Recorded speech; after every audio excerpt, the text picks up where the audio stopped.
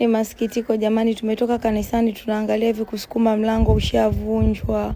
Watu wameshavunja mlango, angalia wameshafanya yao. Wameshaiba. Mungu wangu bila hata huruma. Watu tumekaa huku tunamsifu Bwana, kumbe watu wengine huku wako ndani wanatuibia. Wametoa TV ile kubwa, kulikuwa na TV kubwa, kulikuwa kuna nyingine ndogo, kulikuwa kuna radio hapo, speaker wamebeba.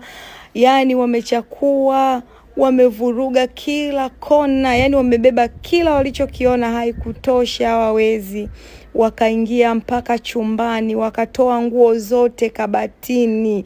Chumbani wakashusha nguo zote kabatini zote. Hayo mataulo yakopo hapo aliyaweka hapo, sijui alioga hata sielewi. Hawawezi jamani, mbona tunarudishana nyuma? Tumeenda polisi, wakaomba waone hiyo video ambao wezi wamevunja tu mlango, tukaonyesha hiyo video.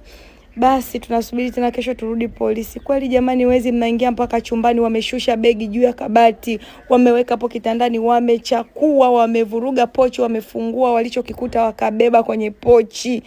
Mungu wangu wa mbinguni. Kweli jamani, ndio tumefikia hatua hii. Unaiba mchana kweupe, maana wameiba saa 5 asubuhi. Tumeenda kanisani, tumerudi saa 6, ndio tunakuta hili tukio limetokea. Kweli jamani, kweli hadi chumbani watu wanaingia wanashusha mabegi kweli.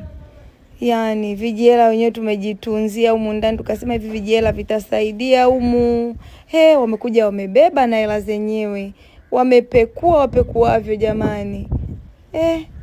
Haki ya Mungu, Mungu anawaona nyinyi. Mmeiba TV kubwa nchi 75 LG, mmeiba speaker mziki mkubwa kama ule LG, na hela mmechukua. Mungu anawaona popote mlipo, Mungu atadili na